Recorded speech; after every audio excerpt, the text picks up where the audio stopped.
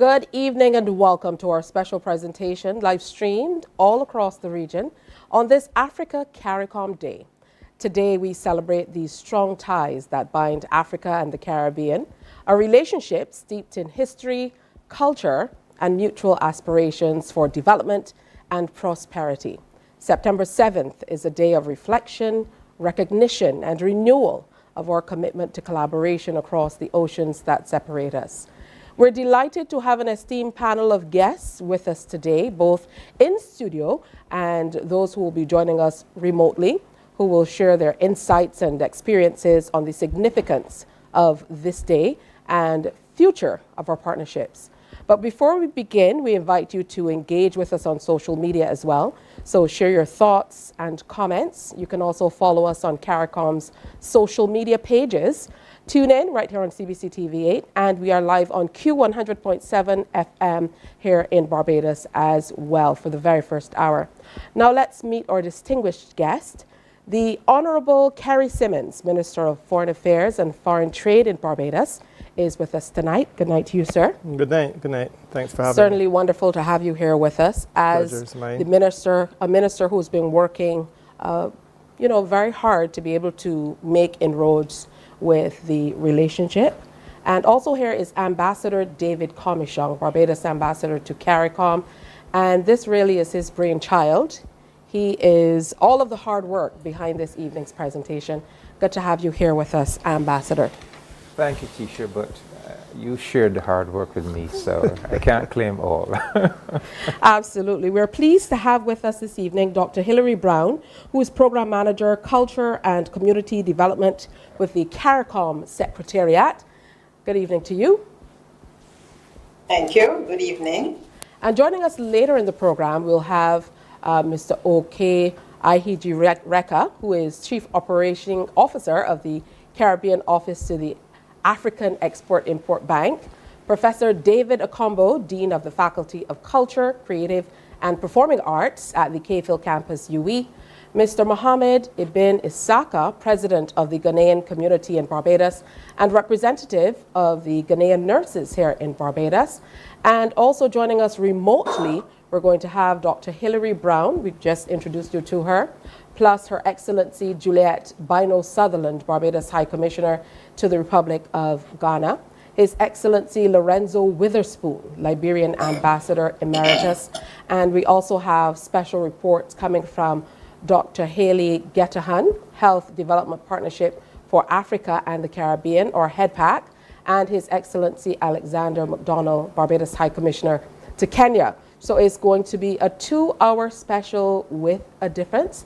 Plus, we're going to bring you messages that came earlier today for the flag-raising ceremony from the Secretary General, as well as Barbados CARICOM Youth Ambassador Ashley Lashley. So we certainly have lots to look forward to. Now, the discussion is timely because as Africa CARICOM Day serves as a reminder of the solidarity and unity that exists between these two regions. It's also an opportunity for us to kind of celebrate our shared heritage and culture and to start on a new path. Every time we look at it, collaboration and growth should definitely be something that we want to extend. So I'll start with you, Mr. Minister. Talk to us a little bit about how you feel about us being able to have a day like today. I think a day like today is exceptionally important. I said this morning at the ceremony that, ours is a history that when I say ours, I'm talking about Africa and CARICOM. Ours is a history which has been rooted in blood. It is anchored, I think, by a common destiny. When this administration, of which I'm a part, became the government of Barbados, we felt very strongly that there was a need to close this Atlantic destiny. And that simply means building the bridges, whether they're social bridges, whether they're cultural bridges, whether they are the historical connections, genealogical connections, and perhaps equally importantly, the economic opportunities within Africa and between Africa and CARICOM. A day like this is of significance because it enables us to mark strides that we are making. For me, personally, it is an opportunity to pause and take stock and reflect a little bit on what our ambitions were at the beginning and where we are going, how far we are going. And that is pretty much really what I think an opportunity like this presents, because what David and yourself have been able to pull together here is a large panel with a lot of experience, but in each step, you will recognize that in each individual, they have been playing a role in helping us to put together that critical bridge, if you will, between ourselves and the African continent. Wonderful. Ambassador, does the observance of Africa CARICOM Day mean for the rest of the region what we want it to, or for the whole of the region what we want it to at this stage, or do we still have work to do, to your mind? Well, it's still a work in progress, and we have to build the day up as an international Pan-African observance, to the level that it really needs to be at. But when we had that first Africa CARICOM Heads of Government Summit on the 7th of September 2021, that was such a tremendous breakthrough. For the first time, the heads of government of Africa and the Caribbean actually coming together to sit together, to reflect on our common history, our common ancestry, but also to plan for the future, to plan ways in which we are going to collaborate. As a Pan-Africanist, and I've been a practicing Pan-Africanist for almost all of my adult life, that was like a dream. That was like a dream come true, to actually have that Pan-African agenda being solidified at the highest level of government. And so I'm very excited. I think that this is our future.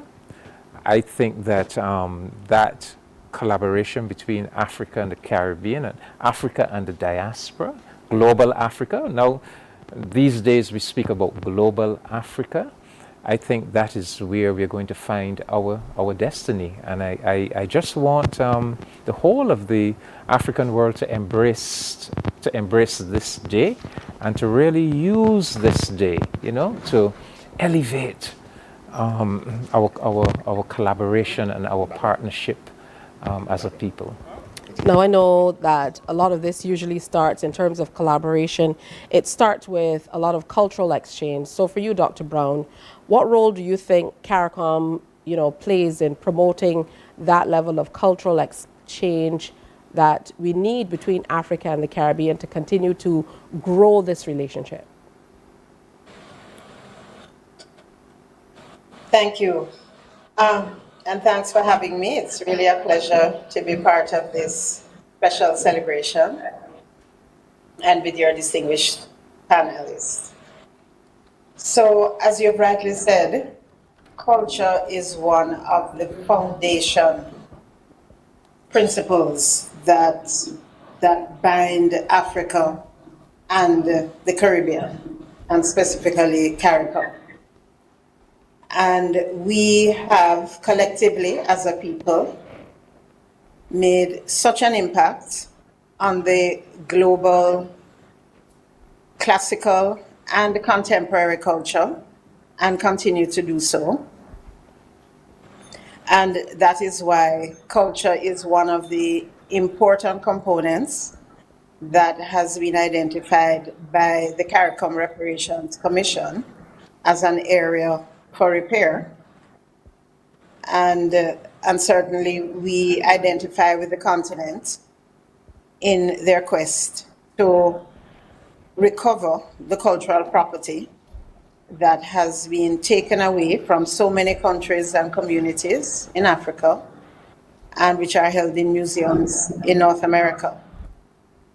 So certainly going forward, we see where the development of the creative industries, we have a vibrant festival culture, both in the Caribbean and on the continent of Africa. And there are so many ways in which we can use culture also to facilitate that knowledge and growth, that psychological rehabilitation, cultural and spiritual rehabilitation of our people in this quest for wholeness. So culture definitely is central to all that we do, and as I said, a critical part in terms of ancestry to Africa. All right, let's get a little parochial now and kind of start here at home as we look to branch out. For you, Minister Simmons, how is Barbados working to kind of forge economic ties and cultural ties with African nations now and in the coming years?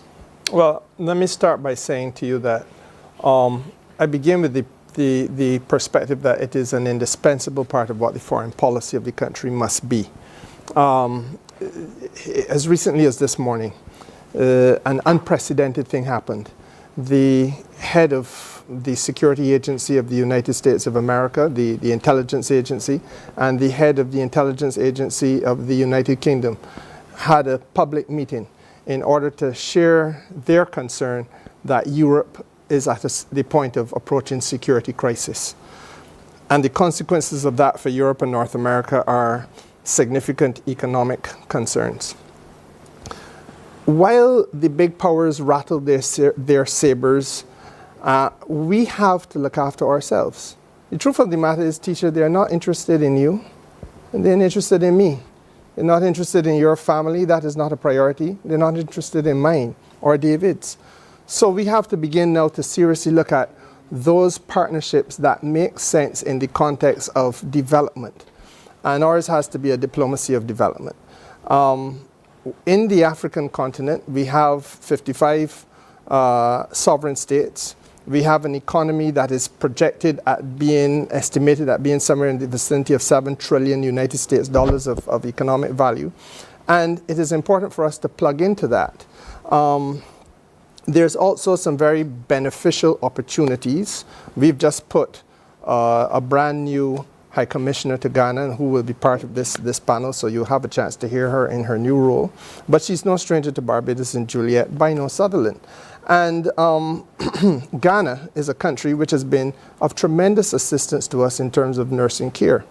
And even as I speak to you, as I said today, there's a team on the ground in Ghana helping us now to identify specialist nurses who will be able to fill a void which we have, but which we must correct in areas such as pediatric nursing and psychiatric nursing and medicinal surgery.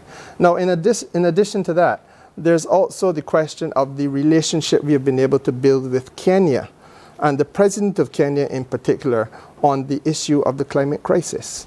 Again, this is sometimes treated as no big deal. If you listen to the United States election, there seems to be a debate about whether climate is an issue. For us, on the front line of it, we know that climate is a crisis issue. And President Ruto in Kenya has been a leading voice, along with Prime Minister Motley, on the issue of climate justice.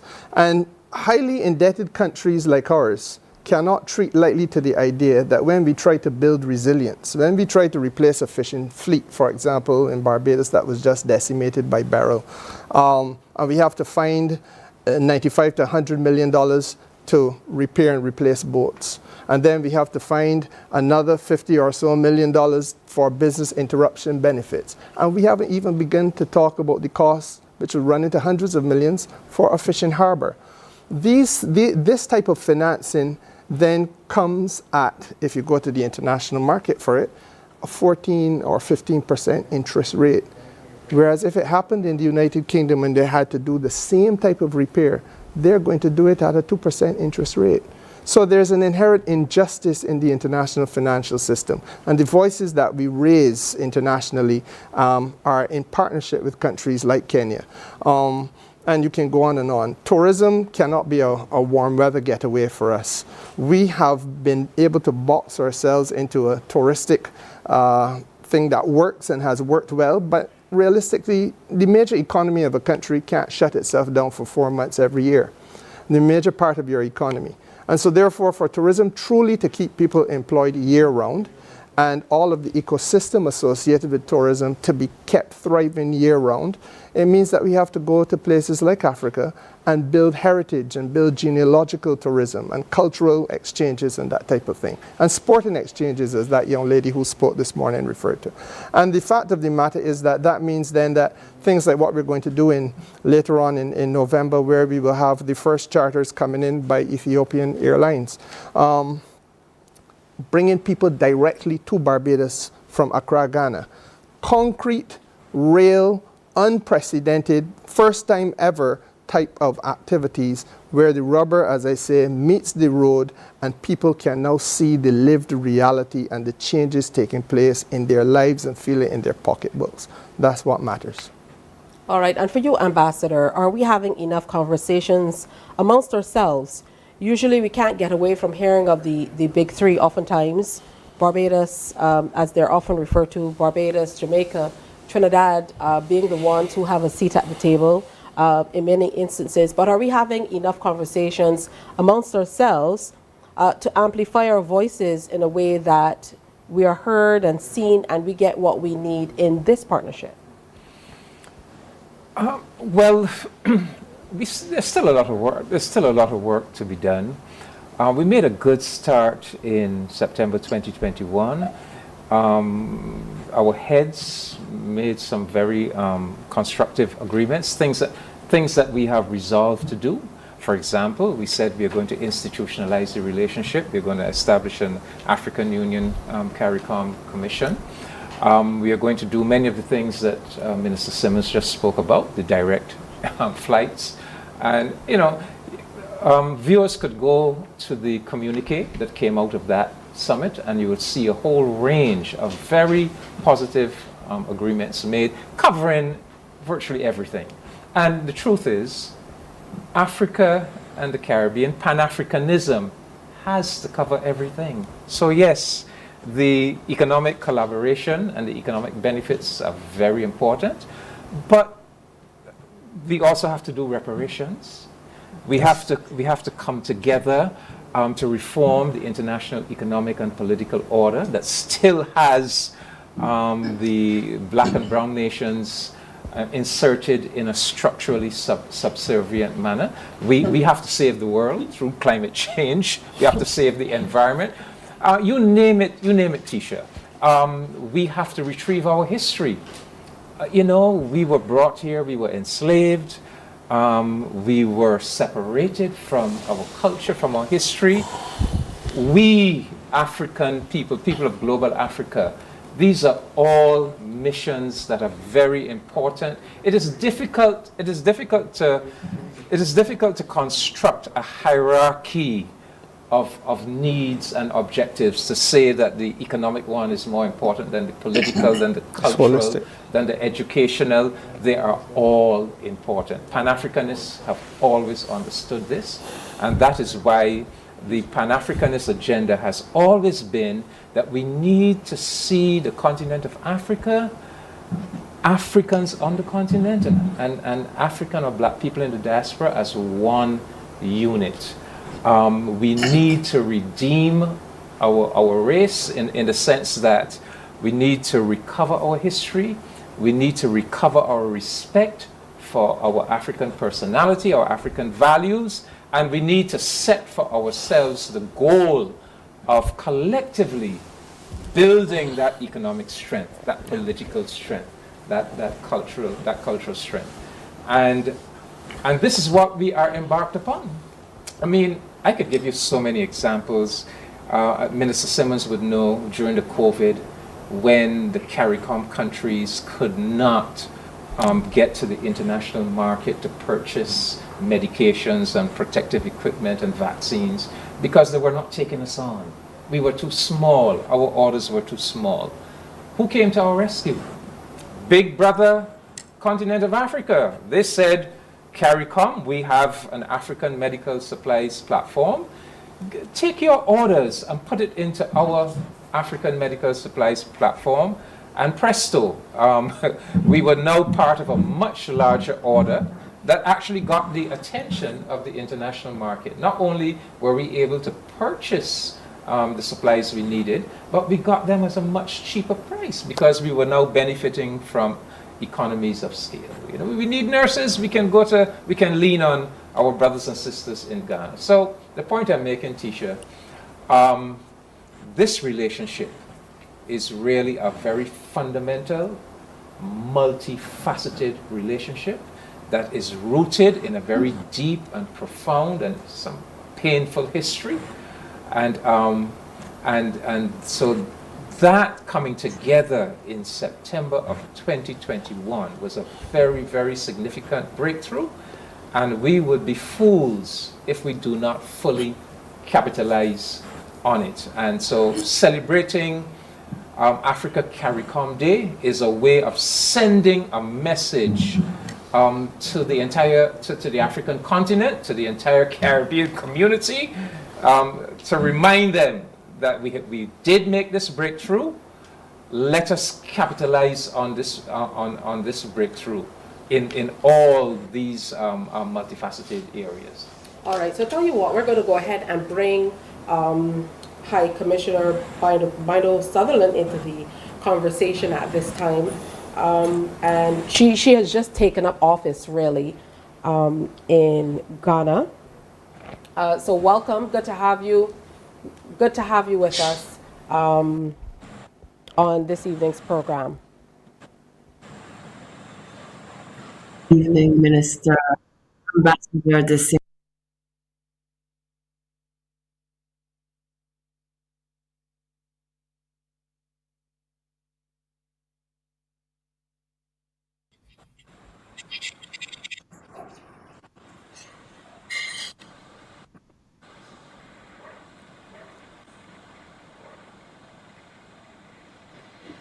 Can you hear me? Early on in bringing several cohorts of Ghanaian nurses to Barbados.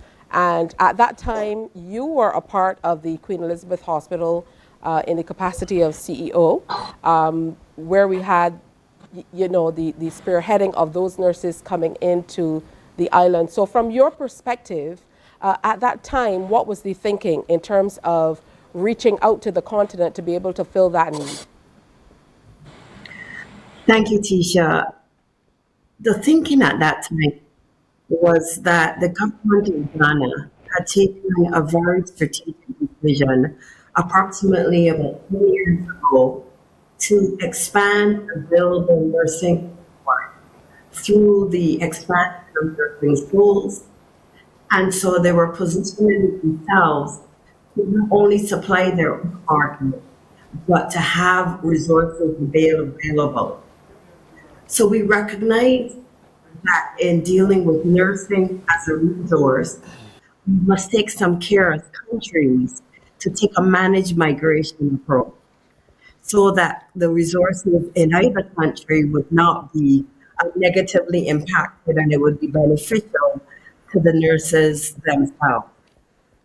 So this work, this cooperation between the government of Barbados and Ghana allowed us to very concretely draw on resources where we had critical gaps and to gain from important expertise that the Ghanaian health sector had cultivated.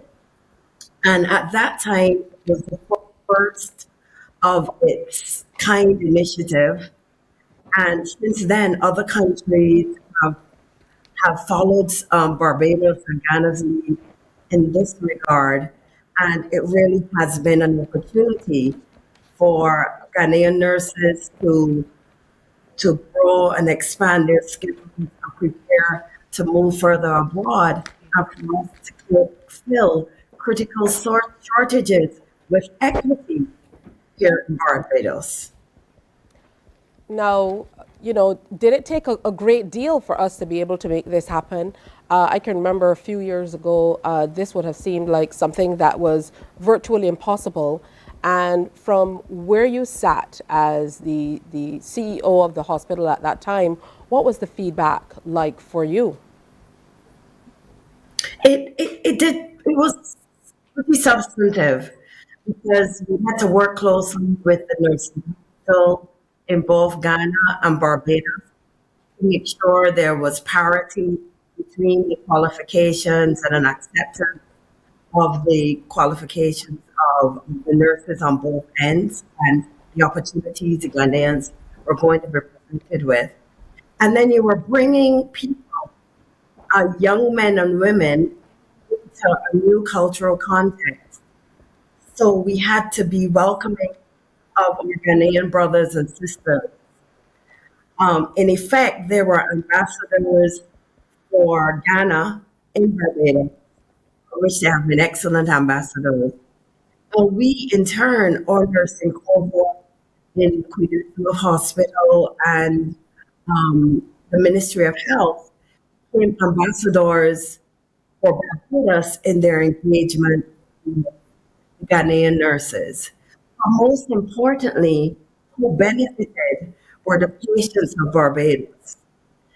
We have not heard a single complaint about the quality of nursing, the service, the respect that the Ghanaian nurses provide, particularly for elderly persons, which is an important part of the African culture and tradition. So although it was a new initiative, Tisha, it provided opportunities for us to learn. And I think from that first cohort, we would have grown, and now we're literally on the eve of seeing our third cohort being recruited right from Barbados. And that is wonderful news. Now, we don't have to take Her Excellency's word for it, because joining us on set now, we have Mr. Mohammed Ibn Isaka, who's president of the Ghanaian community right here in Barbados and representative for the Ghanaian nurses who are here in Barbados. So welcome. Thank you so much for joining us. Thank you. For the program tonight. Thank you. Good evening to everyone. Good evening. Good evening. Yeah. Talk to us about the experiences from your position as the representative. What are some of the unique challenges and opportunities that you were able to foster through this relationship here in the region? Right. Thank you very much. Good evening, everyone. There's some of the, right from the very first time, our president, I will start from the genesis, at least some short term. When our president visited here and the proposal, a request for nurses was made, and then when we watched the news back home in Ghana, we told our colleagues that we needed to actually make a move. Even though there may be cultural differences a little bit, but at least if you move from your comfort zone to another country, obviously you'll be able to cope with it. We arrived, we started work. It was a challenging moment when we arrived there. I was part of the first group that came during the peak of the COVID, and then lockdowns here and there was working during the COVID time.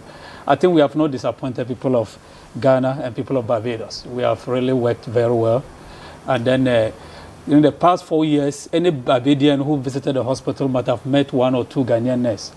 And then I think the delivery, the service delivery had always been excellent.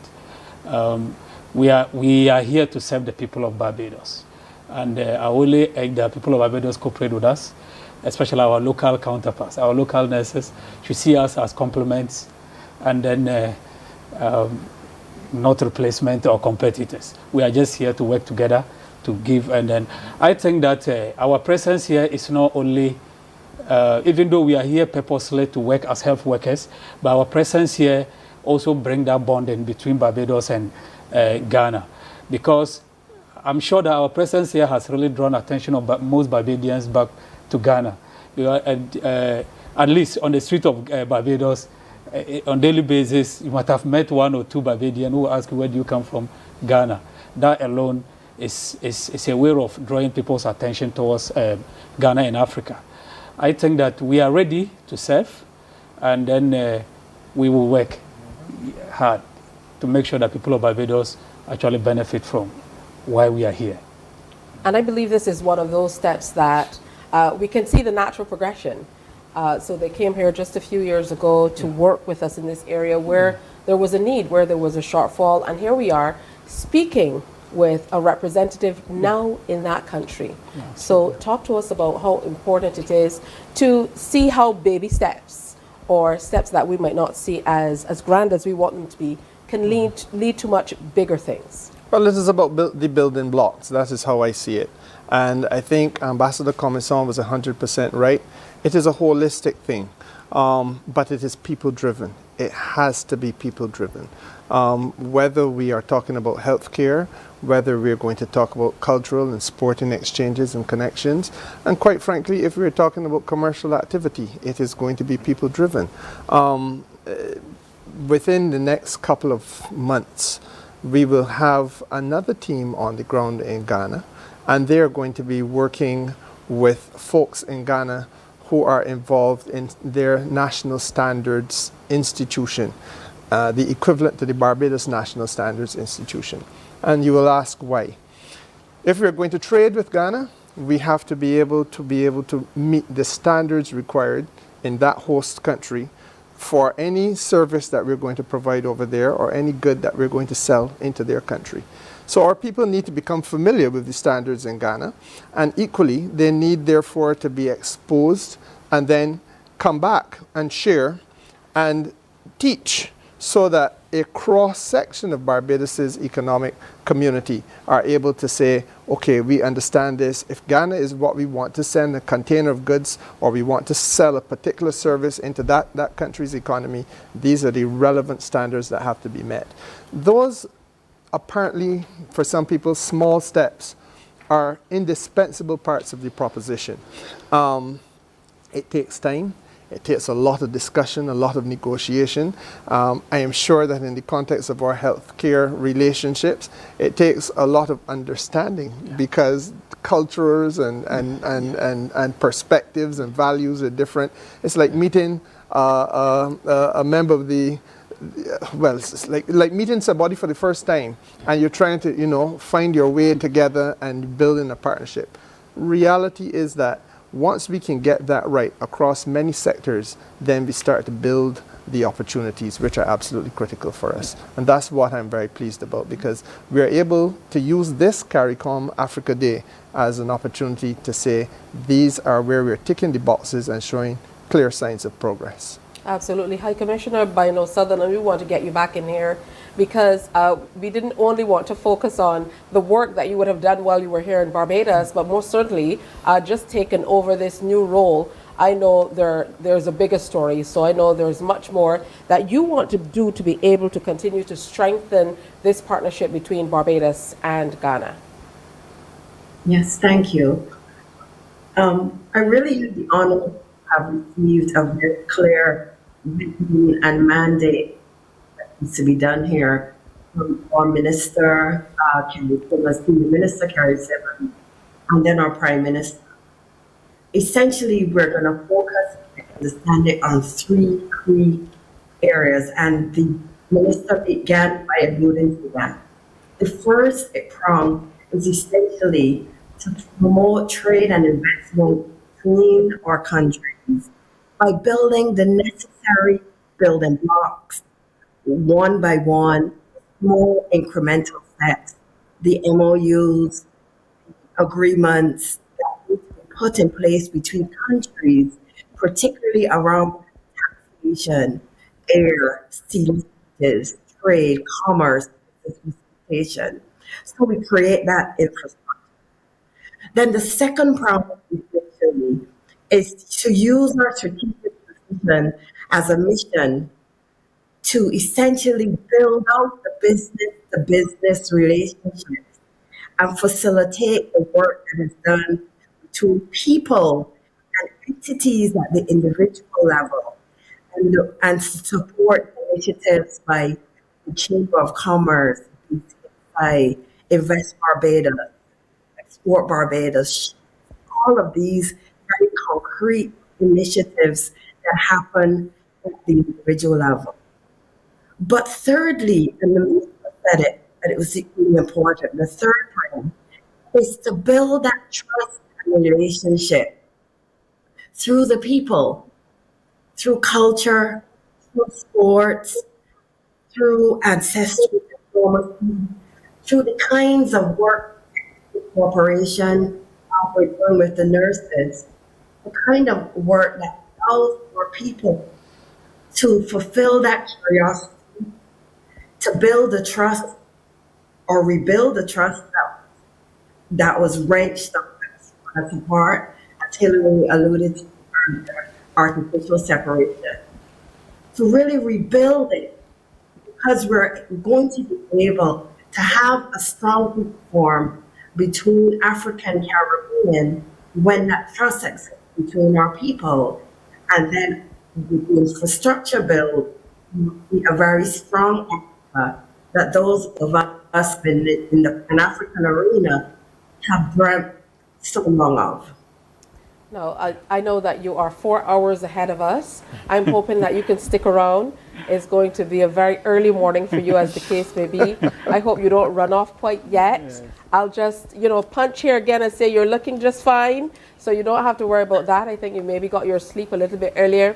And same as well for Dr. Brown. I know you're joining us from Jamaica. She's 1 hour behind, so, ahead of us. So, you're a little earlier. I'm hoping that you can stick around as well as we welcome others into the conversation. But back to you, Mr. Isaka. What are some of the changes that you would like to see as a Ghanaian here on the ground in Barbados, working and as a representative of those people who have come here to assist us and work along with us, to be able to make you more comfortable and to be able to trudge this, this relationship along between the two countries, or between CARICOM generally and the continent? All right. What I would like to say is, in fact, in the past 4 years, we have done our part, but then there's some little challenges that I think that this is not an appropriate platform we can discuss. However, I would like to see the situation where there can be that kind of exchanges between the health professionals. For instance, we are from Ghana and we are here. We learn the culture of Barbados. We've been here. We've been able to integrate gradually. At least we have gradually integrated for the past 4 years. And then we would like to see if there could be opportunity for our Bajan counterparts or Barbadian counterparts to also get opportunity to also go to Ghana and also observe our service delivery, at least be there for a while, see how things are done in terms of that kind of thing. I think when they come back and our relationship would get improved with them. I think the Ghanaian nurse in particular is well equipped, well trained to meet any form of challenges globally. Because every year, the number of Ghanaian nurses that leave Ghana for other parts of the country is not a small number. Other parts of the world. Other parts of the world, sorry. Like United States, like UK and other countries. Over 2,000 nurses exit the country every year. And in that case, they are able, obviously, while they go to new country, they will face challenges. So because we are well prepared to face any form of challenges that you might face outside your jurisdiction. So we are well prepared. We are, in fact, just as the ambassador, Barbados Commissioner, High Commissioner to Ghana, has said, we are waiting for our colleagues to come and join us. I'll be very happy to see another set of Ghanaian nurses join us here. And then at least those of us who are already here will help them to integrate. At least we have been able to, we have observed, I think we've been able to adapt to the culture of Barbados gradually. I think their presence would, we also guide them to also get integrated into the Barbados system. So I think that one of the ways I want to see is that, number one, to be able to, Barbados government to assist some nurses or some health workers from here to also go to Ghana to observe our way, how we also do our things over there. Okay, so it's true exchange. Through exchange, yes, absolutely. That's how I say it. We love that, but we're going to have to say goodbye to you at this point in time. Okay. Thank you for coming and sharing with us, and this certainly is not the end of the conversation, but we hope this is the beginning of a conversation where we're not only sharing here in Barbados, but certainly across the region as well, as we continue to stream on the CARICOM Secretariat social media pages. We're going to break away at 8:30 here on TV8, Remember, you can go online on any of those pages. We're also streaming online on CBC's Facebook as well, so you can get on there and continue with the discussion. So at this point in time, we're going to take in His Excellency Alexander McDonald, who is Barbados High Commissioner to Kenya. He sent us a message, an update from Kenya to be able to share what is happening in that part of the world on this day, where we're looking to build on connections between the Caribbean region and the African continent. Good evening, all. It's my real pleasure to spend a few minutes reflecting on the work of our mission in Kenya as we celebrate CARICOM Africa Day, 7th of September. Ironically, just today I was in a meeting with the Ministry of Foreign Affairs, National Security Council of Kenya, who were giving us a brief on the situation of Kenya in Haiti. It was at that point that the ministry took very careful pains to remember Barbados's role and Kenya's role in pushing forward the CARICOM Africa Day, where the countries of Africa and the Caribbean and CARICOM had pledged themselves to closer union. So I've been asked on behalf of the government of Kenya to bring greetings on the government's part to wish our Caribbean, our CARICOM, our Barbadian people all the very best wishes on this CARICOM Africa Day. We opened our mission here in Kenya in 2021, and so 3 years later, what have we done? What is our progress? Now, you would imagine that for a country who literally had no diplomatic footprint and very little commerce between the continent of Africa and ourselves, that it would be quite a challenge because we had no experience, we had no basis, and indeed there is no CARICOM or Caribbean base in Africa that is represented in Kenya.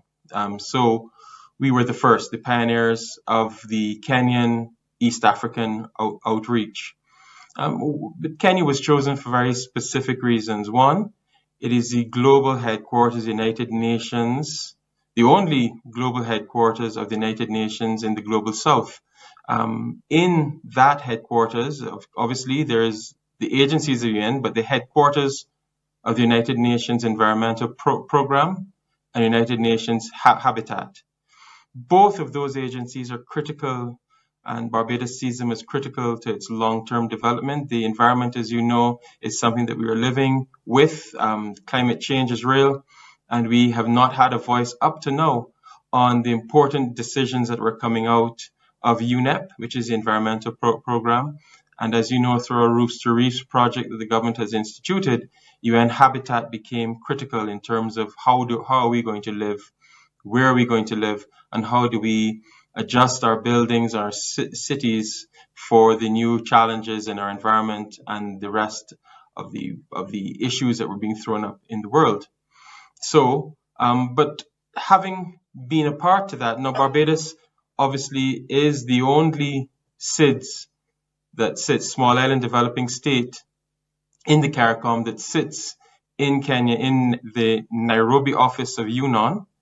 And as a recognition of the work that we had done in our first 2 years in terms of representing the interests of SIDS and ourselves, we were asked to sit on the executive board of UNEP, United Nations Environmental Program, which is a group of 6 people which guide UNEP. And we are also on the executive committee of UN Habitat, which is a group of 30 which guides the workings of UN Habitat. So our mission was very honored to accept those positions, but we also thought it was an advantage to us to be able to give SIDS that global voice that could be heard throughout the world. And we think that we have done a very good job in getting ourselves onto those boards as quickly as we have. I'm happy to also say that my deputy head of mission, Jovan Reed, is also one of the negotiators on the Intergovernmental Negotiating Committee on the reduction of plastics in the world. So again, something that's very important to us and something that we finally have a voice on that we're pushing forward on. Obviously, as the United Nations presence here, we've hosted several delegations from Barbados to attend these meetings in a much more comprehensive manner, because now that we have a base here, we're able to be much more effective in our representation than we have been before. It's always nice to have a home base to work from. Now, our relationships with Kenya have been based on cultural, commercial, services, tourism. In the time that we've been here, we have hosted many delegations of Barbadian businesses, recognized names, some smaller entrepreneurs coming to Kenya to understand what can Kenya do for Barbados-based businesses. We've had many inquiries, and we have had positive reactions with Barbadians in Kenya. Right now, we're hosting, in the broader sense of the word, at least 3 Barbadian service providers who are in Kenya, offering services in Kenya. Very welcomed and doing a very good job. So much so, in fact, that they've been requested to come back. Obviously, we encourage more Barbadians to come and offer those high quality services that we know that we're capable of doing. And we think you'll find a receptive audience here in Kenya. We're open to talk to you about it, and we'd be very happy to have you come to Kenya.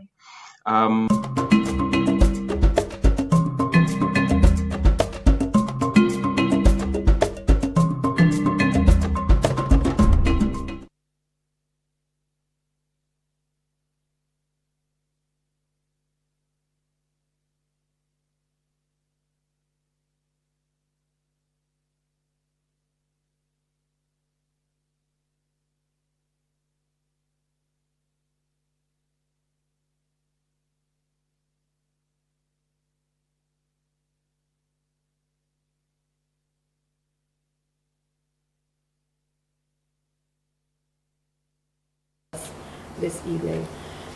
We want to start with really talking about how important it was for the bank to be able to be here on the ground. And when I say here on the ground, even though you're based in Barbados, it really is for the region to be able to help foster the type of relationship that we need to financially and economically to kind of solidify the relationship across Africa and the CARICOM.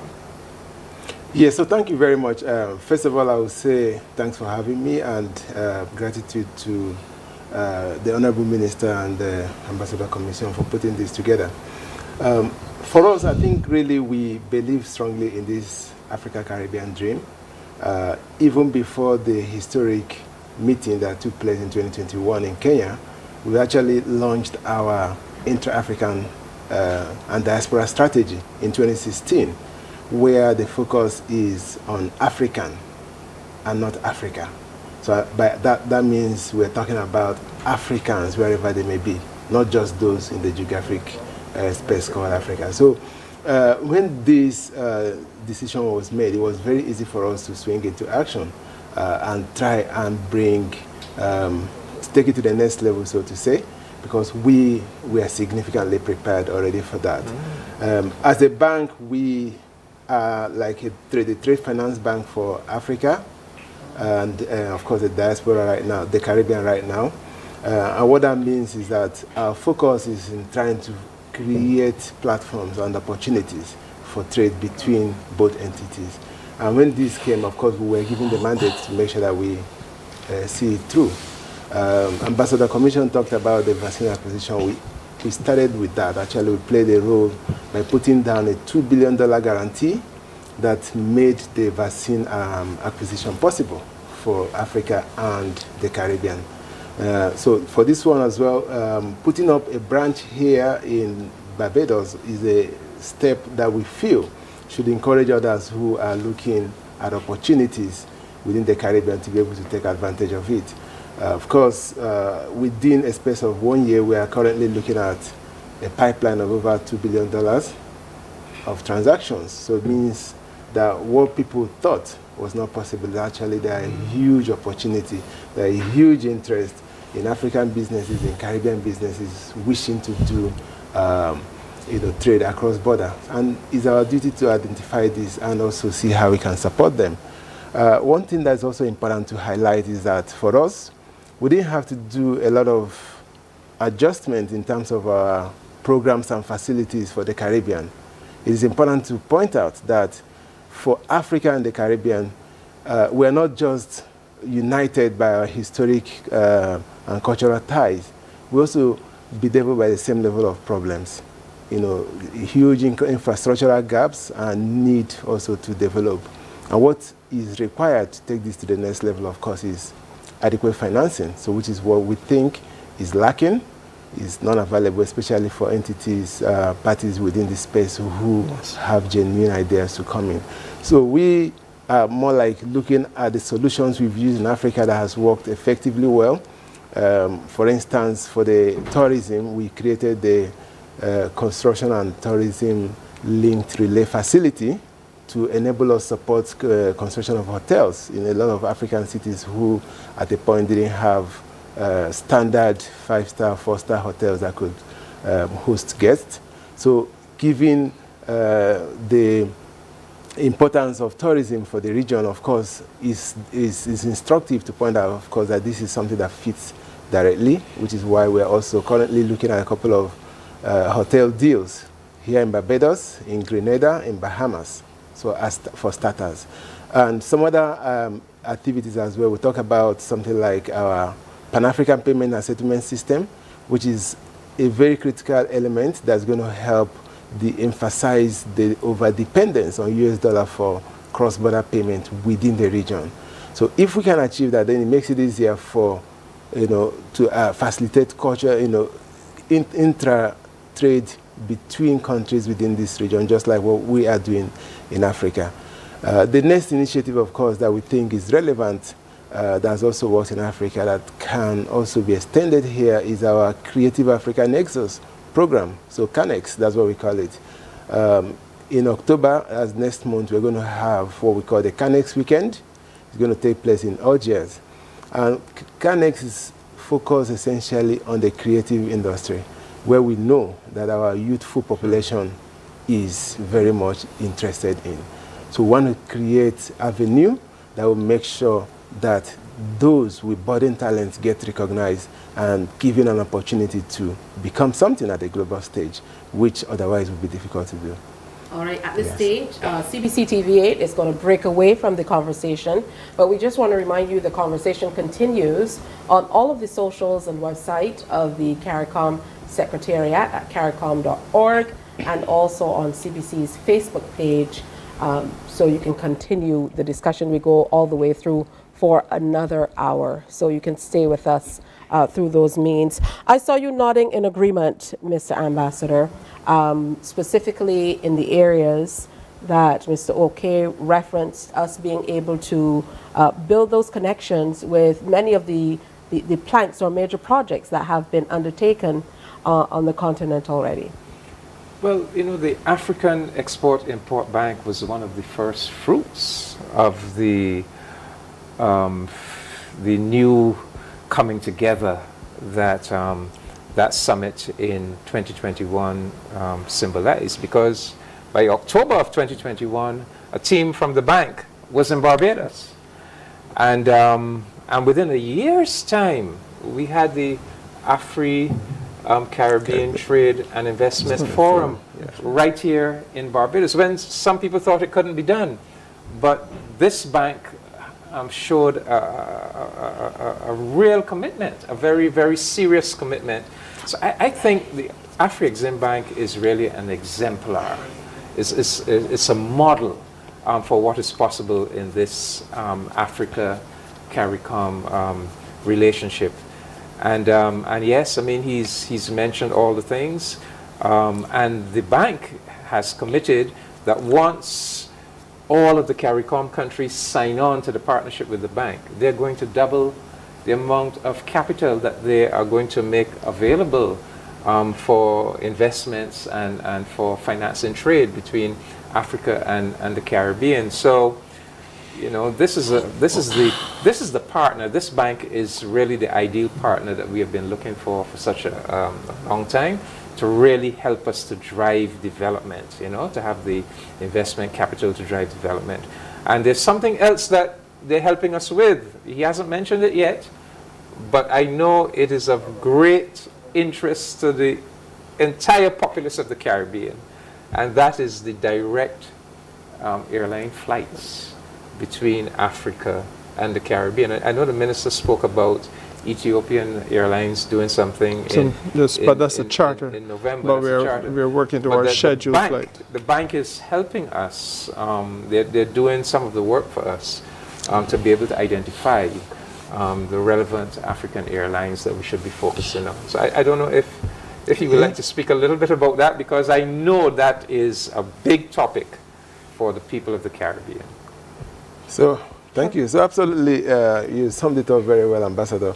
And just to also emphasize that, talking about charter, we've done it here within the region. So when we had the first active, as we call the Afro-Caribbean Trade and Investment Forum, there was a charter that brought in people to Barbados from Africa. And when we did that last year as well, in Guyana, there was the same charter that brought people. And of course, our annual meetings this year was in Bahamas. We also had a charter, a 777, that brought in a huge delegation as well from 3 African cities, I think Cairo, Addis, and Lagos, all the way down to the Caribbean. So, but just directly to your point, Ambassador, is the fact that we're no longer looking at charter, right? So we need to make sure that there is a scheduled flight happening between Africa and the Caribbean. We know that this is something that is going to boost the trade that we're talking about. A huge amount of tourism potentials exist here, that back home in Africa, of course, if you talk about the Caribbean, everybody says, oh, tourism, holidays. So people are dying to have that opportunity to go to the Caribbean to experience this, wowing effect, if I use that word. And the same for the Caribbean. Everybody wants to also touch base with what motherland. I've encountered quite a number of people who the only thing they will say is that, when can you make it possible for us to go home? And actually hear that voice that will say, welcome back home. That invisible voice. And for us, it's something that also we think is critical. We believe that it's not something that should just happen in a flash. It's something that should be buoyed on some sustainable framework, which is why we're pushing significantly to enhance the trade abilities between Africa and the Caribbean, so that when there are enough African and Caribbean businesses doing business across both sides, then that adds up to the desires, coming out from tourism, coming out from desire to do some kind of pilgrimage back home, and that boosts the numbers of those who will immediately jump onto the plane when that schedule comes up. So it's something that's paramount, and like I said, during the annual meetings in Bahamas, there were discussions between parties here in Barbados, and also a couple of interested airlines in Africa. We want to see, because that's some of the facilitation work we do, we want to see that come to fruition, and we are on standby as well to dedicate part of the $1.5 billion to $3 billion initial investment amount that's been approved to support that once we see people who we consider having a model that will be sustainable, that can make this a reality. And Mr. Minister, I know for many people watching across the region, oftentimes we talk about how initiatives like this one and the bank coming to the Caribbean can benefit the countries on a macro level. But for the average person looking on, let's get a little granular and talk to them now about the differences this can make in terms of the lives of the people of the region. Okay. Let me begin by saying that the Africa SM Bank is a perfect example of what, in theory, we have been talking about for many decades, South-South cooperation. We talk the talk, but we have now been able to build the financial bridge because invariably what has stopped us from being able to reach across the Atlantic has been the finances. So here comes an institution in the form of the Africa Exim Bank, and is saying what no other institution on this planet is saying to us, and offering money that is not paralleled by anybody anywhere. And that is to say, there's $3 billion in the pot, there's 1.5 already committed to this region for the purposes of building out our economic enterprises in key sectors of development in order to empower our business people and the people they employ in the communities that live in these countries, so that they can have a better quality and standard of life. Specifics, I think, have been already spoken to. One that jumps off the page at me, and I don't know if you picked it up, was when OK pointed to the fact that they placed $2 billion as the deposit on or the guarantee rather, on the vaccines. Now, these vaccines saved lives in this region. Let us not be mealy-mouthed about it. There were countries that said to us in the Caribbean, you are too small, you are irrelevant, your people will have to wait. They said that. The African Union made it possible through the Africa Exim Bank for our people to have their lives saved. That is tangible, that cannot be debated. Now, then you go to other things. We use the example of where we want to go with tourism. It is necessary, as I said just now, for us to realize that though we have done tremendously well with the North Atlantic, there is a need for us to recognize that our economies, especially countries like Barbados, which don't have a heck of a lot of natural resources outside of our human resource, we must make sure that our tourism industry can deliver around the clock, 24 hours a day, 365 or 66 days a year. At present, that does not now happen. And as you know, we go into a slump period around this kind of time when some hotels are laying off staff and taxi drivers are not having work, etc., and the ecosystem suffers. There's no serious economy that has its main industry experiencing that. And so therefore, we have to flesh it out.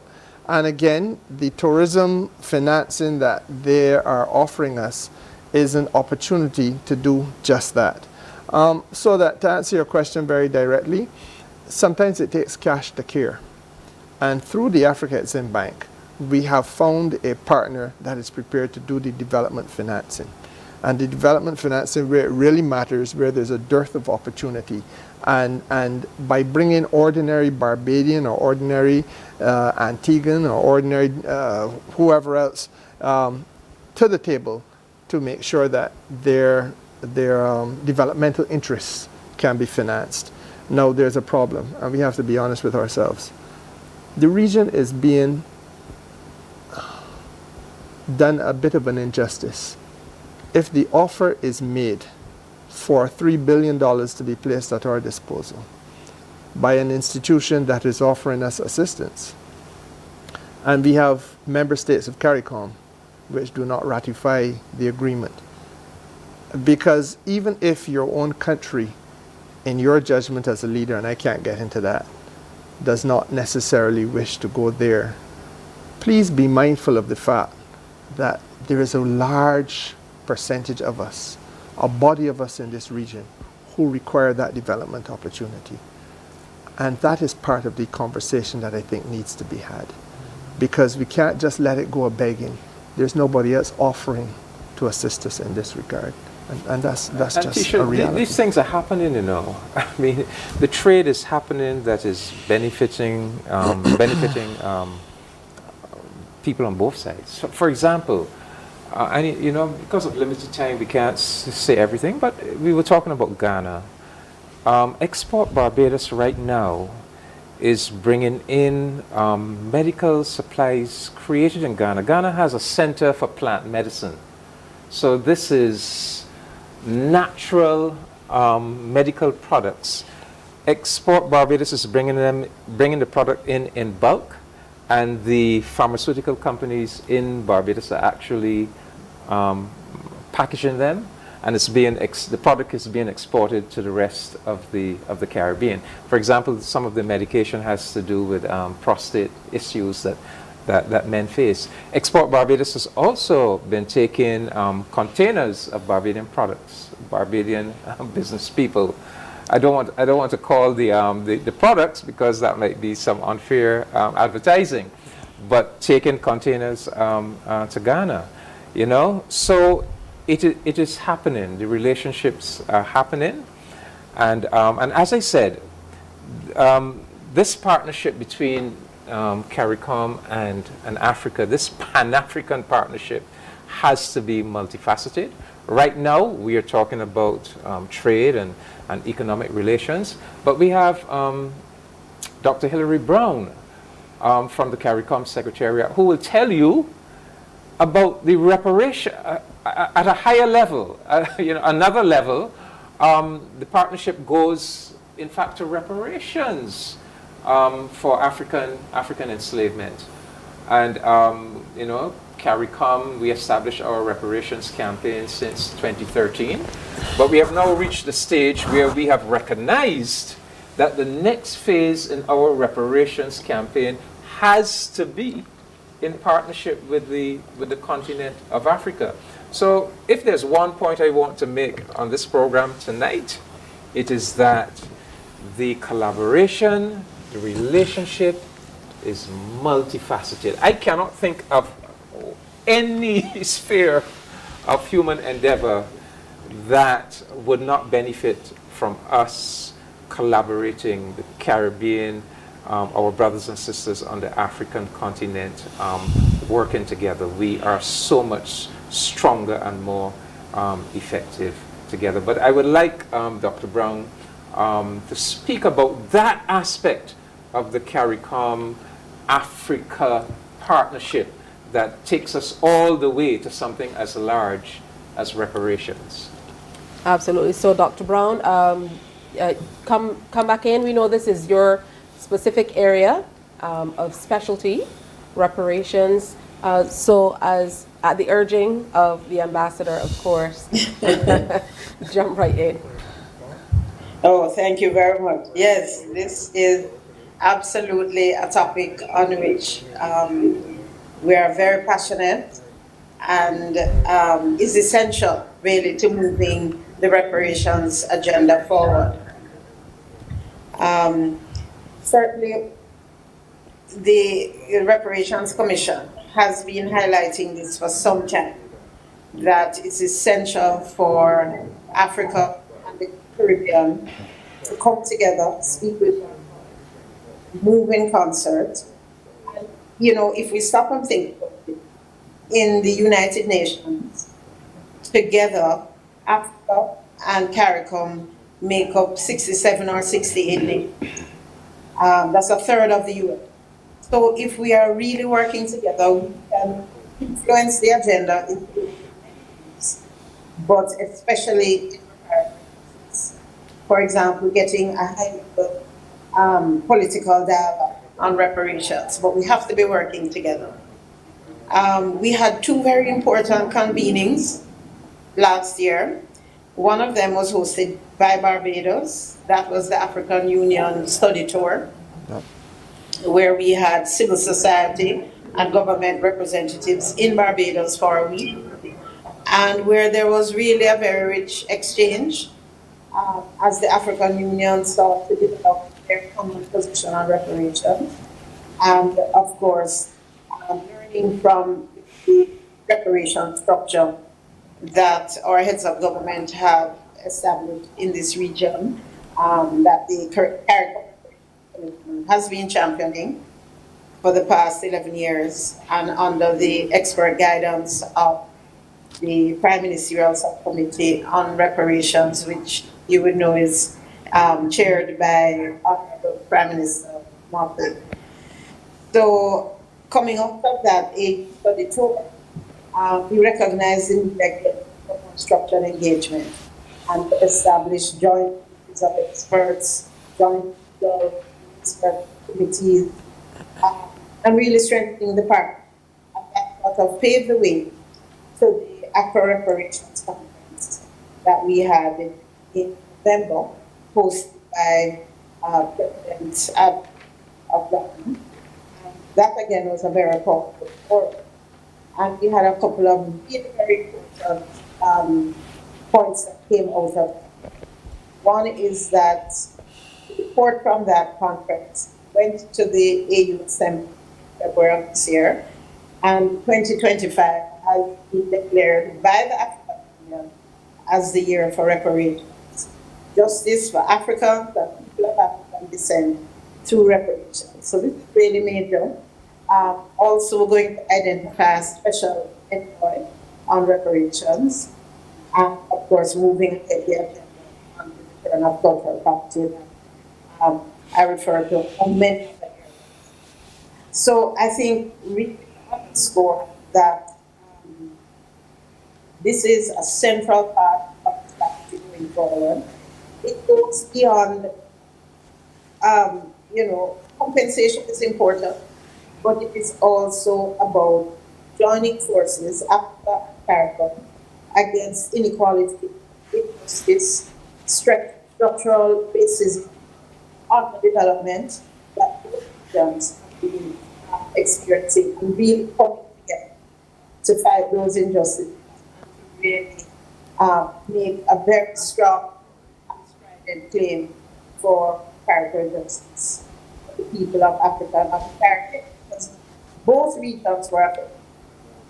Africa's growth was completely flatlined during those 300 years when we were taking out the strongest, the skilled, the royals, all of those were taken to the Americans. And of course, we suffered the crimes against humanity of the transatlantic trade in enslaved Africans, and chattel slavery in the region, and native genocide of indigenous people. So it really is an issue that looks at the dignity of the victims, of their descendants, and really African character coming together to advance an issue that is so important, really, to the people of the region and of Africa. All right, well said, and certainly lots for us to think about.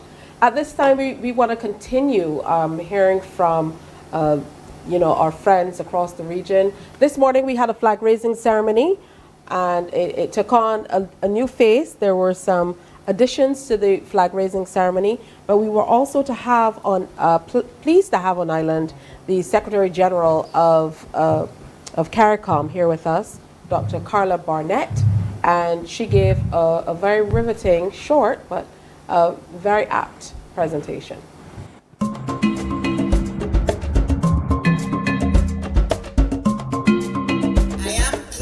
To join you as we mark Africa CARICOM Day 2024 here in Barbados. This is a special day, and it is testimony to the bonds of ancestry and friendship that unite our regions and highlights our shared commitment to fostering a future based on mutual interests and solidarity. The significance of this commemoration is, as you've heard, rooted in the landmark First Africa CARICOM Summit held on 7th of September 2021.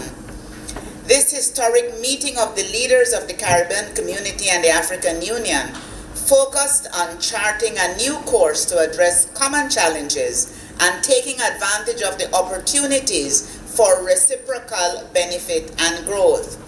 Our leaders articulated a vision of shared, prosperous future built on broadened economic relations and enhanced people-to-people contact through increased trade, investment, and air and maritime links. The establishment last year of a CARICOM office of the Afrexim Bank in Barbados to provide access to financing for trade across a diverse range of sectors was a welcome development in consolidating progress towards the vision articulated by our leaders. In collaboration with Afrexim Bank, the governments of Barbados in 2022, Guyana in 2023, hosted African Caribbean Trade and Investment Forums. This year, it was hosted by the government of the Bahamas. along with the Afrexim Bank annual meetings held for the first time in a CARICOM country.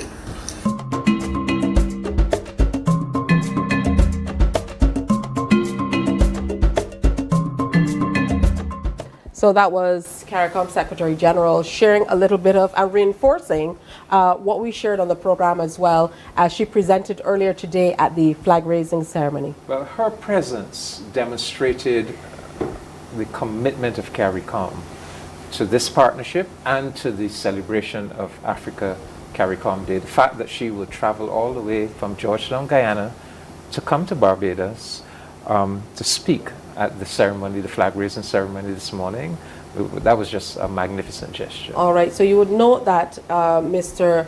Ehejurika has left us, and we're now joined on set by a gentleman who's been a part of the Barbadian family for quite some time. He's been here, and he has joined the University of the West Indies family as well. So we are more than pleased to have you joining us now to add to the rich discussion that we're embarking on. And certainly we would have started out by talking about the influence of culture in fostering the type of relationships that we want. So let's start at a different place with you. Talk to us about your journey to Barbados, first of all. First of all, thank you so very much, and I want to congratulate Barbados for being proactive and bringing these events together, inspiring the CARICOM nations together with the African Union to build this momentum, to realize the goals that they should have realized a few years ago, maybe a few decades ago. So as a person of African descent who has been living and working in Barbados for the last 4 years, I'm very, very glad to be committed to helping Barbados grow. And my profession at the University of the West Indies, being a professor of music education and interdisciplinary musicology, and I also serve as the Dean of the Faculty of Culture, Creative and Performing Arts. I am the founding dean of that faculty, and I have so much to share about the purpose of culture and how that can spearhead the CARICOM African connection. Dr. Hilary Brown spoke very candidly about culture as well. And so my journey here is to see that the Faculty of Culture, Creative and Performing Arts at the University of the West Indies promotes the scholarship and the creativity for the faculty and for the university, but also to engage in the Barbados agenda of the orange economy to help the creatives of Barbados and the Caribbean to engage in this economic growth. But also the curriculum itself is so embedded within the cultural spectrum of Africa, because a big chunk of Barbadian populations, of course, have direct lineage of African descendancy. And so the curriculum seems to speak to that as well. So that the tying in of our curriculum in terms of culture, in terms of creativity, in terms of music, in terms of dance, in terms of theater, has so much connection with the African people. And that connectivity, I think, is very crucial in promoting the scholarship and the creativity, and also to embed these people together to look at the histories and project to the future using these kinds of trajectories of the creative economy. Mm-hmm. Thank you so much for that, Professor Okombo. And this kind of bridges to a great place, Minister, for us to bring Ambassador Witherspoon in to talk about the connections to which you were referring, about the direct linkages that we have, in this instance, to Liberia. Well, can I say to you that I think that if you think of film, fashion, music, entertainment, generally, dance, what we're doing now, broadcasting, the ability to capture all of these cultural types of activity and to capitalize them, to monetize them, to make it possible for our people to be able, irrespective of whether you're African or whether you are from CARICOM community, to be able to make a living off of this type of endeavor is absolutely critical. One of the things that is necessary now at the policy level is to take the type of work that is being done intellectually and make it relate now to tangible opportunities on both sides of the Atlantic. There is in existence now, it has not yet been signed, but a draft free trade memorandum of understanding, which will take us a little bit closer to the beginning of negotiating a free trade area agreement between CARICOM and the African community. I think that that is an indispensable part of this discussion, because by this time next year we should be talking about what that free trade agreement is going to look like between the two sides. And it must speak, in my judgment, to the orange economy, to the opportunities being created for especially our young people who may be interested in all of those various areas of activity that I just mentioned, and enabling them to monetize that which they do, and to penetrate, from our perspective, penetrate one of the youngest and fastest growing economic areas, in fact most populous economic areas in the world, and that is the African continent. All right, let's go ahead and welcome His Excellency Lorenzo Witherspoon, Liberian Ambassador Emeritus, to join us. Welcome back to Barbados, even though it's online. It's good to see you. Thank you, Tisha, and thanks to everyone there. Happy Africa CARICOM Day. Speakers before me have alluded to the special ties between Africa and Barbados, and CARICOM rather.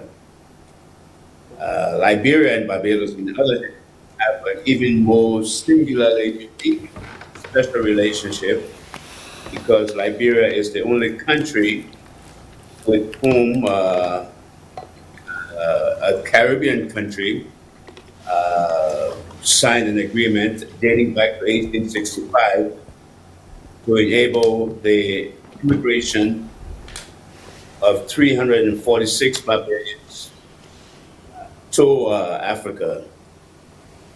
My great-great-grandfather was one of those, and they sailed on the Great Cora on the 6th of April in 1865, arriving in Liberia the 10th of May. All passengers arrived safely. There were no casualties, and consistent with the desire of our government to welcome home the brethren from the Antilles, that they called, the immigrants were settled in Coastalville, which is just down the St. Paul River from Monrovia, and each given 10 acres of land, and each family given 25 acres of land, and each individual accorded Liberian citizenship on arrival.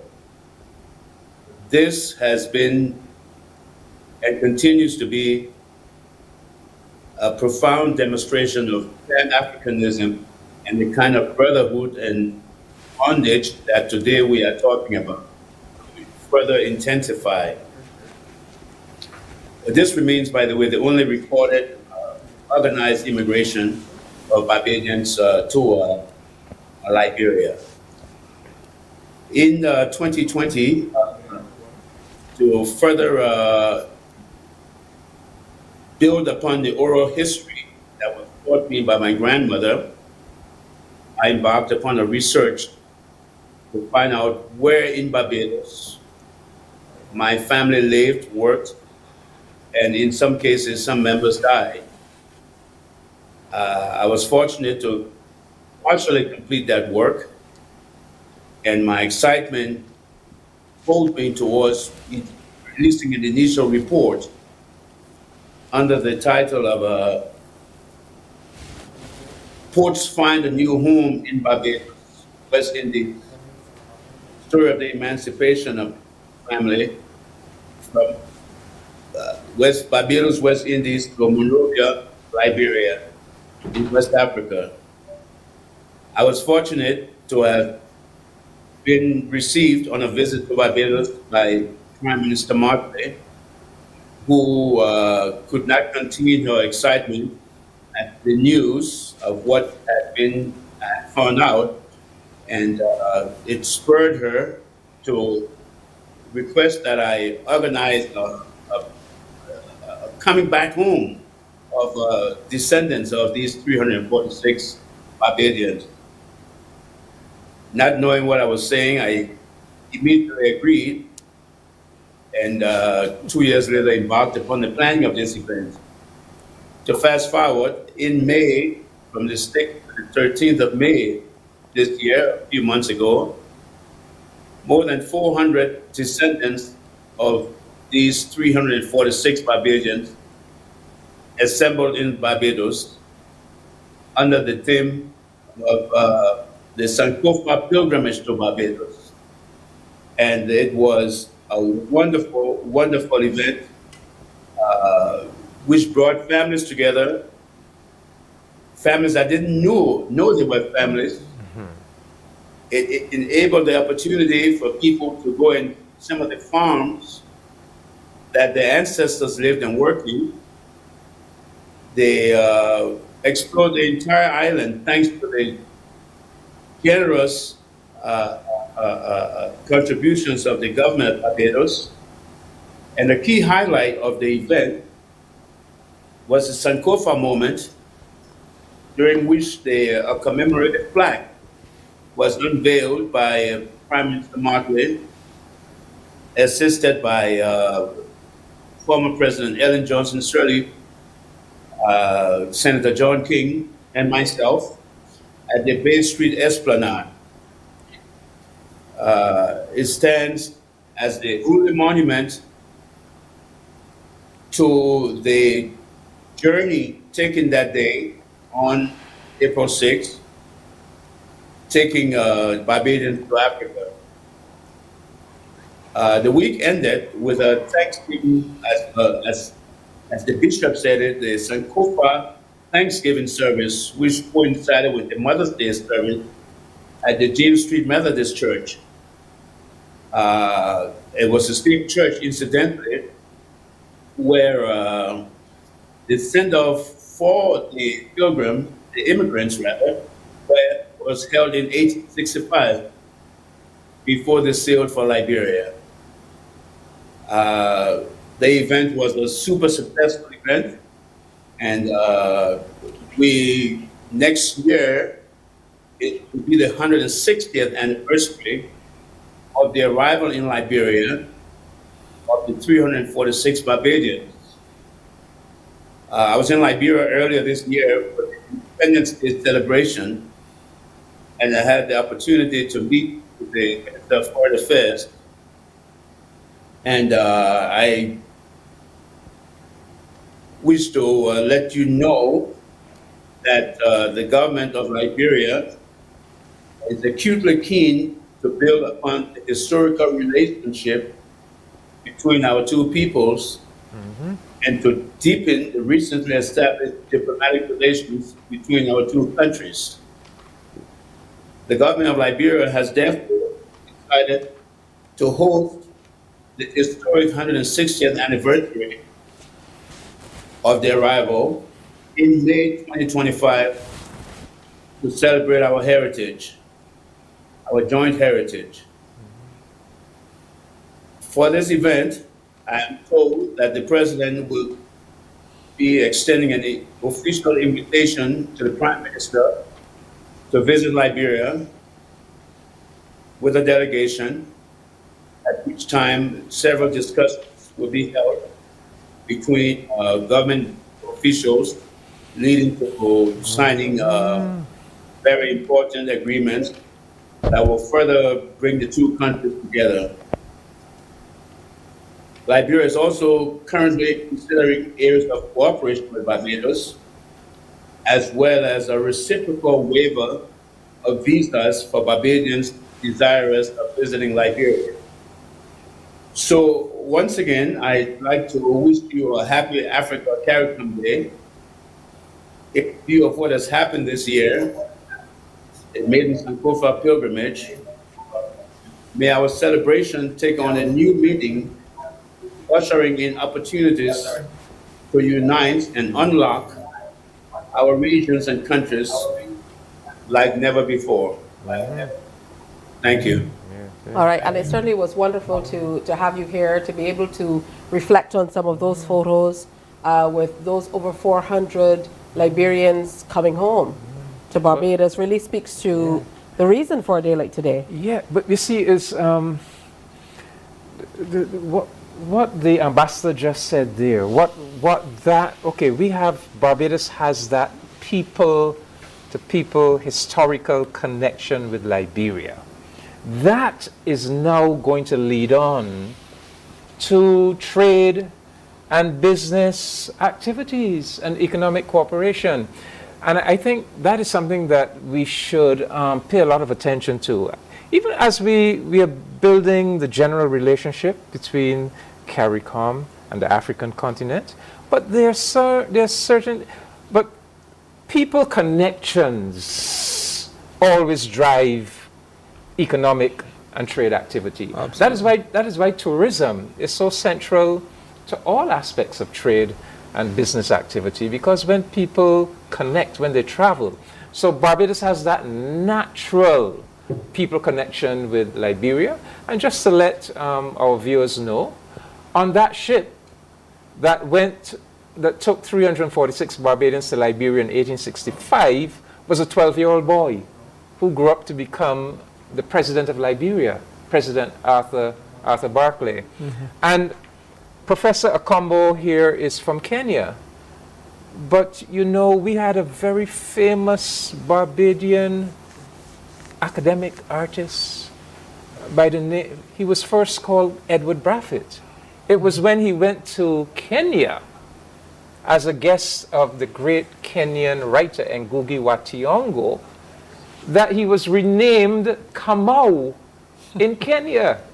Kamau is actually his Kenyan name, which means quiet warrior. And Ngugi wa Thiong'o has credited Kamau Braffett and his work for playing an instrumental role in helping with the cultural resistance and renaissance. There was a time when you know, the Kenyans were suffering from that Eurocentric imposition, and there was a need now to retrieve the indigenous Kenyan culture. And Ngugi said that the scholar that they tapped into, the work that they tapped into, was our own Kamau Braffett. So the point I'm making, Tisha, is that we should be very alert to see where we actually have these people-to-people connections, because it is those people-to-people connections that is going to make it so much easier for us to build the trade and economic relations that we are so, and business relations that we are so eager to build. Can I just say that the ambassador is 100% right. The need to unleash the passion, unleash the ability of our young people to dream, to aspire. The experience that your students have at the university when they come into contact with you, and the natural curiosity that I'm sure is going to be imbued in them through the relationship with you. It was an experience that I would have had with my professors and so on when I was at university. I need not speak for David because he's married into his experience. But the reality is that at a policy level is also something that had to be facilitated and to be encouraged. And one of the things that we haven't talked about today is that we have removed the visa restrictions for over 14. In fact, I think it's well over 14. A lot more than 14. Most of the African countries. Virtually now, almost all of the African countries. So as to make it easier for that fluidity of movement to take place. And with that comes the cross-fertilization of experiences and ambitions and dreams and a common understanding that builds a sense of community that prior to very recent times was something that we could only dream about. You know, you would have stayed here and you would have read. You perhaps may have been fortunate to meet some people from Africa if you went overseas or if you studied overseas and so on. Mm-hmm. But for your parents and my parents and David's parents, it was not, you know, it was a distant land and you only heard about it. Now it is a lived experience, a lived reality. And that, I think, lends itself to the building of community. And certainly to have someone with us who is the Dean of the Faculty here at the University of the West Indies Cave Hill campus, who can share in these cultural experiences and key lessons from the culture directly with us, can only stand to benefit the students whom you serve. Absolutely. As a matter of fact, the University of the West Indies is fully committed to exploring the African continent connection under very dynamic leadership of our Pro-Vice Chancellor and Principal, Professor Clive Landis. The University of the West Indies at Cave Hill now has reached out to institutions of higher learning in Africa. University of Nairobi in Kenya, Kenyatta University also in Kenya, University of Ghana, of course. We now have connections with Ghana directly because students from the University of Ghana are studying at Cave Hill now in medicine, and then they go back to Ghana for their residency. And that impacts the workforce for health workers in Africa, and that improves the access to healthcare. So that is just one element of the MDG, the Millennium Development Goal for Africa, for the Caribbean, to see that Africa achieves some of this, and that's just an example of that. In our cultural studies, for example, we have a mandate to educate our Caribbean students about Africa and vice versa. We want the exchange programs to facilitate this collaboration between the Caribbean and Africa so that these people can know one another through scholarship and application, as the minister has said and also as the ambassador has said. So this is very crucial for the University of the West Indies and for us, for our faculty, particularly Faculty of Culture, Creative and Performing Arts. That is a channel, a conduit for collaboration and exploration through education and exchange. And that can also impact the goals of the Africa CARICOM agenda for the next decades. I know that Dr. Brown wants to jump in at this stage. I saw you at some point in time nodding in agreement, so come on in. Oh, thank you very much. Yes, I really wanted to underscore the importance of this connection, discussion that we've been having, and to really see how fascinating it was to hear from Ambassador about the Barbados-Liberia connection. Because we have to appreciate that in the transatlantic slave trade and the separation from Africa, we lost a lot. You know, we lost our languages, our spirituality, aspects of our culture, our people, our names. There is so much that we need to repair. And so the reconnection with Africa is very important. Yes, the trade and the investment will help to facilitate and is part of the people-to-people connection. But the CARICOM Reparations Commission, under the visionary leadership of Professor Sir Hilary Beckles, over the past 3 years, we have been collaborating with Network International, which is an international NGO that brings together over 600 traditional kingdoms in Africa. And we have been facilitating a reconnection because many of our people would go to Africa as tourists, go as business persons, but there are many who want to be welcomed home in a way that they feel that they are reconnected with their community and their roots. And so persons are doing their DNA testing, and the traditional kingdoms in Africa have been welcoming persons from the Caribbean diaspora in a way that they are Remember organically Haley Getterhun, huh? with those communities, which is really important and it is a program that we're continuing.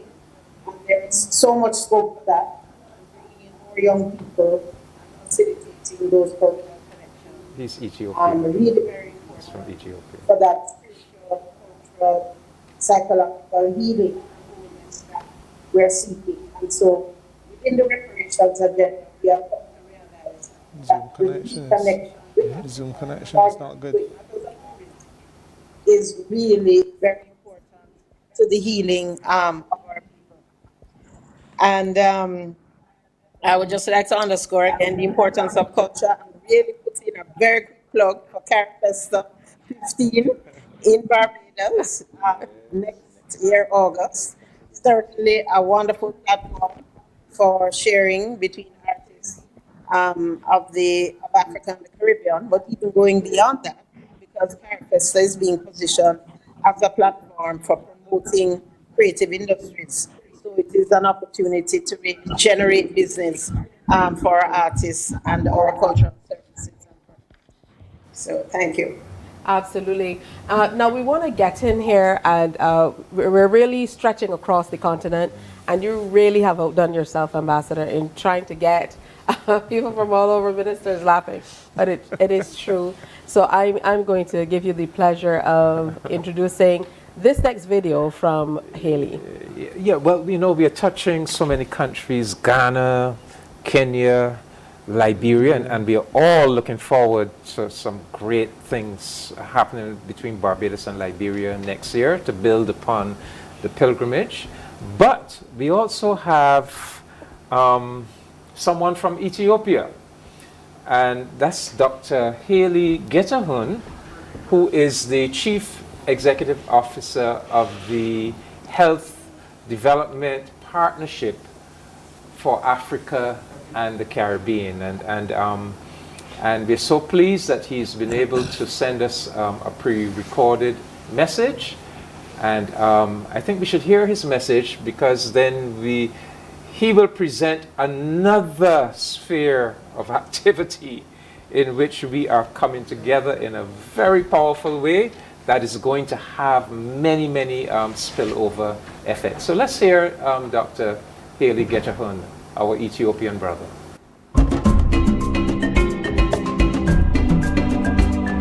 As we celebrate Africa CARICOM Day, it's important to recognize the deep historical ties that have created a solid foundation for the partnership we continue to build today. HEDPAC, the Health Development Partnership for Africa and the Caribbean, is a direct continuation of that legacy. Born from the urgent need to address the inequities highlighted during the COVID-19 pandemic, HEDPAC was established to strengthen our region's resilience and ensure we are better prepared for current and future challenges. HEDPAC, initially incubated by the World Health Organization, is now a key driver of South-South partnerships, working collaboratively with governments across Africa and the Caribbean to enhance our collective response and global influence in health development and governance. Championed by the heads of government of Barbados, Guyana, and Rwanda, HEDPAC brings innovative and targeted solutions to tackle the greatest challenges of our time, from strengthening the human health workforce to building resilient health systems, including those capable of responding to climate-related impacts and enhancing primary health care. Furthermore, we are advancing regional and inter-regional collaboration to ensure self-sufficiency and economic benefit by focusing on local manufacturing of medical products. HEDPAC's priorities have been shaped by extensive consultations with ministers of health across the two regions, ensuring that our priorities are aligned with the most pressing needs. As we mark Africa CARICOM Day, HEDPAC remains steadfast in its commitment to driving health equity and resilience across our regions. In a world where global health challenges are affected by a global political order that is increasingly becoming multipolar, our partnership is not only essential for today's challenges, but also necessary to shape the future of global health for the next generation. Thank you very much for your attention.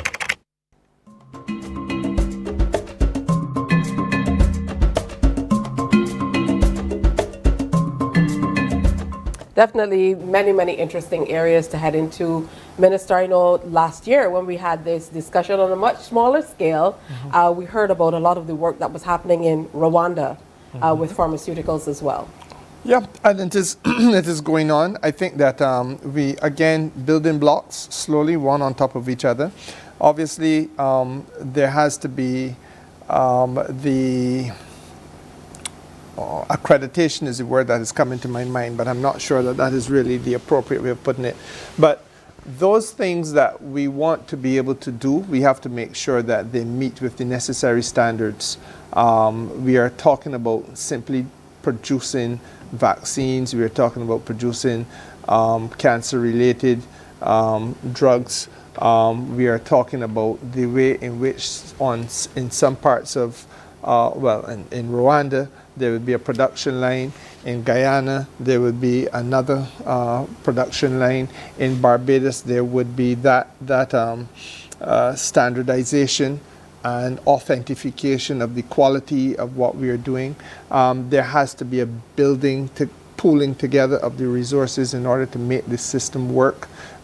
Those things take a little bit of time, but they are an ongoing issue.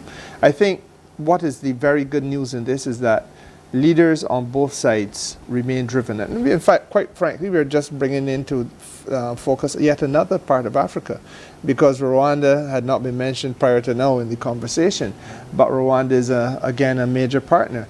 But leaders on all sides are accepting that inescapable principle that was referred to when the representative of the Africa Exim Bank was here, that we can't afford to let this happen to us again.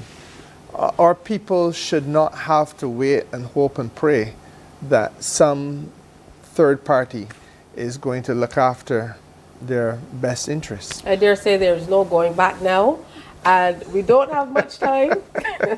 So let's get final words from everyone. I want to thank you all for staying with us for the 2 hours. We're going to start with our lady who is just getting informed for what she has to do in the Republic of Ghana, the Barbados High Commissioner to that part of the world, Juliet Bino Sutherland. So final words from you.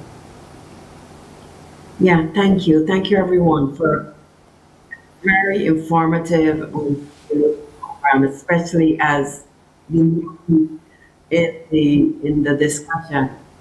On behalf of the Ghana team, it was a very dynamic group of people: Juliet Riley, Phil, Ernie, and the team who've already begun to do important work. Our work is really where the rubber meets the road, where we translate the vision and the mission articulated by the minister, the dreams and the aspirations articulated and expressed by our ambassador for CARICOM in his lifelong work in this regard, and the wonderful partnerships that have come to emerge. I give the commitment on behalf of the team in Ghana to really work hard, work assiduously, to work strategically in achieving the goals that have been set for Barbados, and by extension, helping Ghana and the countries that I'm supporting also achieve their mutual cooperative goal. So thank you for the opportunity to contribute to this discussion. And thank you so much for joining us. I'll come back to Set for you, Professor Okombo.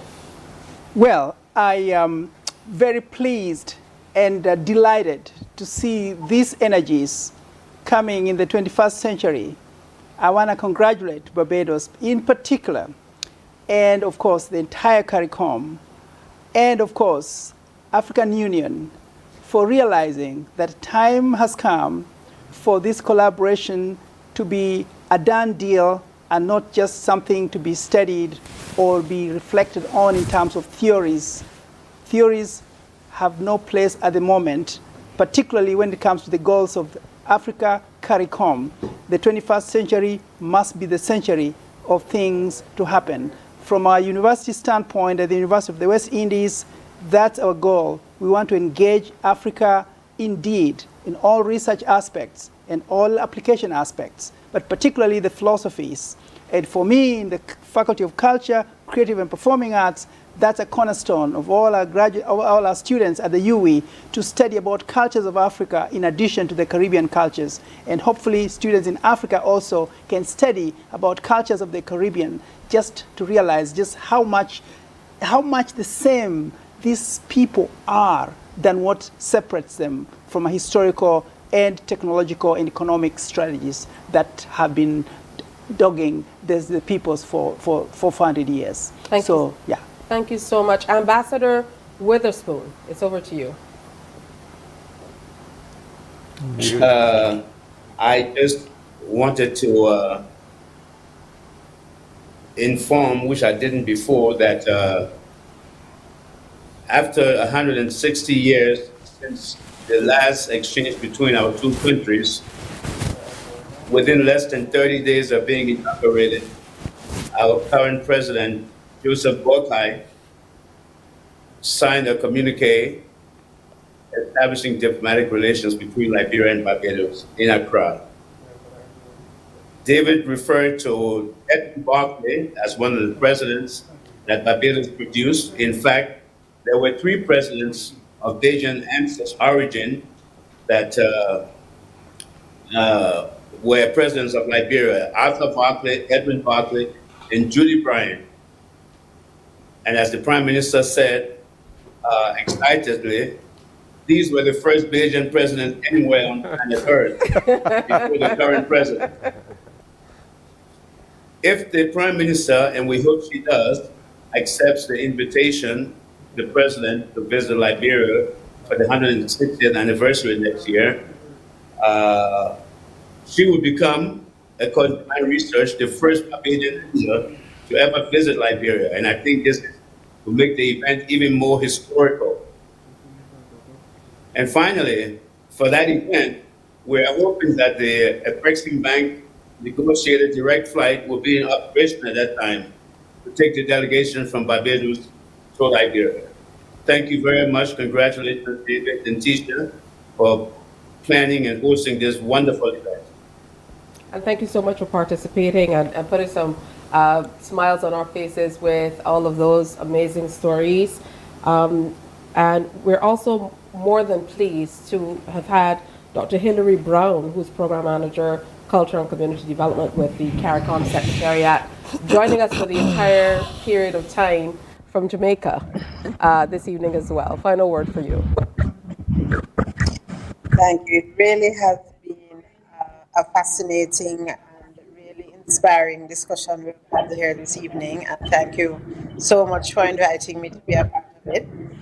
I think we really are at an inflection point in developing a united global Africa, where we are really bringing Africa and her diaspora together in a really powerful way. If we cooperate on the international stage, we will be more than a force to be reckoned with. And through the people-to-people connections that we have been discussing, we really create that bond, that trust. We get to know each other. And so we are able then to really become that economic force, cultural and spiritual force, because we know each other and we trust each other. So at all of these levels, I think as Ambassador Commissioner said, it's multifaceted, it's multidimensional, and there's a role for everyone to contribute. A very important role for the media, and I really want to thank you, Tisha and CBC, for leading on this. And let's stand by for 2025, the year of reparations. And let me close by saying that reparatory justice now for Africa and for the Caribbean, and we need to move forward forcefully on this agenda and without any kind of hesitation, any kind of feeling that we are not deserving. Very important that we come together on this. So thank you. It was wonderful to share with all of you. And it was wonderful to have you as well, Dr. Brown. Now, before it was sexy to talk about collaborating with Africa, or before so many people showed such interest, we all knew this gentleman as the Pan-Africanist who had no stop button when it came to just sharing in that area because of his love and passion for it. So congratulations to you, Ambassador David Conway-Chung, for all the work that you have done. It's because of the work of people like you that we are here sitting today. Final word from you. Yeah, well, it's happening. See our brother here from Kenya heading the faculty at Cave Hill, at UB. Our brother from Ghana, providing his nurses services to the people of Barbados, and Ghana, Kenya, Rwanda, Liberia. It is the African Export-Import Bank. It is happening, and that's the message I want to leave with our viewers. It is right before our eyes. Perhaps the one major missing piece that would make such a tremendous difference once we put it in place is the direct airline flight. And I think, Tisha, by Africa CARICOM Day 2025, that I trust that we will be celebrating that flight. I thought you were going to say that we will be doing this discussion program from the continent. We may very well be doing it from Liberia, because I think all the work that you did with Ambassador Witherspoon to promote that Liberian pilgrimage, we should be on that trip to Liberia. But honestly, we really, it is happening, folks. It is happening. We just have to keep faith and keep pushing it and keep developing it. But this is the key to our future as a people and as a nation. Not that we devalue our traditional relationships with other people and other nations, but we know that fundamentally our core relationship has to be with that African continent of 12 million square miles, 55 nation states, and 1.4 billion people. And we are family. We need to reconnect, and we need to demand as global Africa our rightful place in this world. We're well over the time. So for me to say brief, Mr. Minister. Brief. Thank you for letting us do this. I mean, to be honest with you, it is a privilege to be able to do 2 hours of conversation on positive, developmental, progressive things which are transformational, unprecedented, and highly consequential for this community and for this country. I am humbled by the confidence bestowed on me by the Prime Minister to be able to lead this transformational exercise. And I am very privileged to have a team like that, which you just saw displayed before you. These people are working very hard. We are all very committed, and I give you the assurance that we will keep our shoulders to the plow and try to make 2025 a year of even more progress in this regard.